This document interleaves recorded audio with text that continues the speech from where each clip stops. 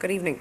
Prime Minister Geoffrey Palmer and Finance Minister David Cagle were in Dunedin today, talking about the cost of education with students at Otago University. A noisy group of protesters met the pair, demanding to know how much Mr Palmer's education had cost. Mr Palmer told the students he's aware they are suffering financially, but that the government has to watch its budget. He said there's no doubt education could swallow as much money as there is available, and the government has had to make some hard decisions. Continuing industrial action by prison officers has had only a minor impact on the Dunedin court system. A jury trial had to be adjourned until tomorrow because there were no prison officers to escort the defendant to and from the courthouse. A major government review of the impact of climate change in New Zealand has both good and bad news for Otago and Southland. If the experts are right, there'll be an increasing number of damaging droughts in the region. But both Dunedin and Invercargill can look forward to more pleasant weather. John McDermott has been looking at the review. The more dramatic of the two scenarios produced for Otago and Southland would see mean annual temperatures up 3 degrees in Southland and coastal Otago and 2.5 degrees in central Otago. By the year 2050, there'd be a lot more days right around the region when the temperature exceeded 30. Rabbits would like it. They'd make their way further and further up mountain slopes. But it could be a mixed blessing for fishermen. Small waterways could see fish stocks suffer, but the report concludes the major salmon rivers on the South Island's east coast would escape serious effects. With less rain and more evaporation, water supplies in Otago might become so precious that some land would have to be retired from irrigated agriculture. But orchardists with a guaranteed water supply could be in for boom times. Central Otago would become even more suitable for growing apples at a time when the North Island would no longer be suitable for commercial apple growing. Pine forests would grow appreciably quicker, but there'd be more problems with storms, weeds and insects, and the climate change may favour other tree-growing countries more, seriously reducing New Zealand's export profits. Milder winters would also have a good and a bad side. Heavy snowfalls, avalanches and icy road conditions would be far less of a problem on the Milford Road.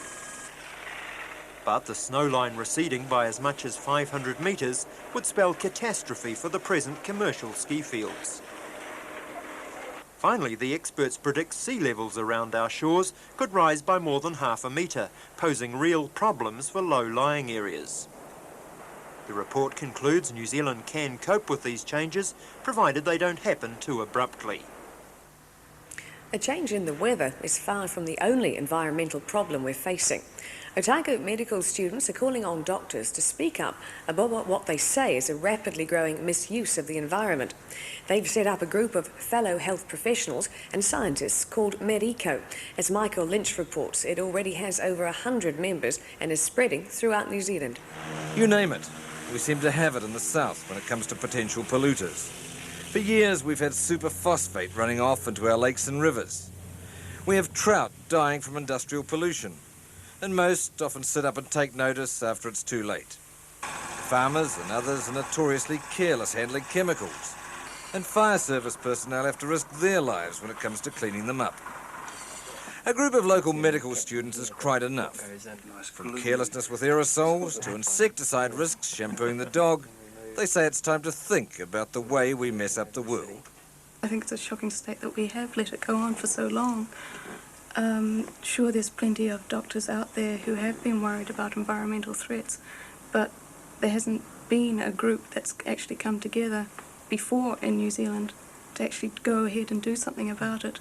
There are lots of little things going on that may seem insignificant in themselves, but it's when everything that everybody does that's put together when you get a much bigger problem.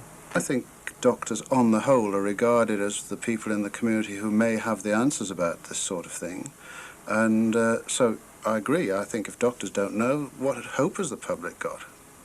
Public health has been an orphan subject at medical schools.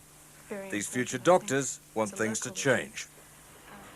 And still on the subject of environmental health, the new Medical Students Action Group is asking questions about the safety of Dunedin's big LPG storage depot. It points to this week's Sydney LPG explosion and says a similar thing could happen here. Michael Lynch again.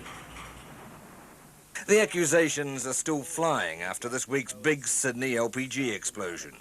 The installation was just too close to housing, say the locals. As it was, no one was killed, but the fire burned on for hours and thousands had to be evacuated from their homes. The Med-Eco people say there's a similar time bomb in Dunedin. 1,300-ton tanks, plus a visiting tanker capable of carrying twice that tonnage, have the potential, however remote, for an awfully big bang. An evacuation scenario puts the affected area right up to the door of Dunedin Hospital, a hospital that stands to be hit in the worst sort of explosion. But the emergency services say they'll cope. A meeting this afternoon in Civil Defence Headquarters was more concerned with the difficulty of evacuation procedures, coping with Dunedin's restricted one-way street system. We realise the problem, and we are looking to see how we can make that problem easier to solve should it ever eventuate. You say it's a difficult problem now, but if we had to both evacuate the area and clear out the hospital, surely that problem would be getting to almost the insoluble stage. No, as I said before, it's a big logistical problem, but the biggest logistical problem would be for the hospital itself, not necessarily for the emergency services. We would assist, but we would all be doing our own work. In Sydney, the local council's being pressured to get the LPG installations right away from populated areas. In Dunedin, the fire service has more immediate worries. Just how to keep tabs on the LPG cylinders that are mushrooming around back doors now the city no longer has piped domestic gas. It's a big night tonight for the New Zealand Fashion Industry, with the Benson and Hedges Awards starting at the Michael Fowler Centre in a couple of hours. The event is the showcase of the New Zealand clothing industry, but the industry itself is under threat. If manufacturers' associations around the country are right, in a few months the showcase may be all we have left. Lee Davies reports. Dunedin may be a long way from the glitz of the prestige fashion show, but just a couple of years ago it employed well over 1,000 people making clothes. There was Hallenstein's, Arthur Ellis, Sue Hoy's, Odenberg's and others. But today, most of them are either out of the clothing manufacturing business or in receivership. The Wellington Manufacturers Association says manufacturing in New Zealand has only 6 months left to live.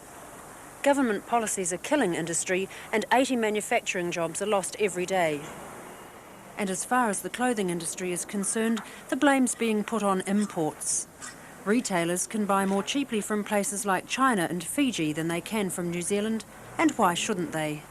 Very strong reason being that we would have total unemployment of all our people in the clothing industry in Dunedin. Numbers have already dropped from 1,200 to 400 in the past 2 years, and there may be worse to come.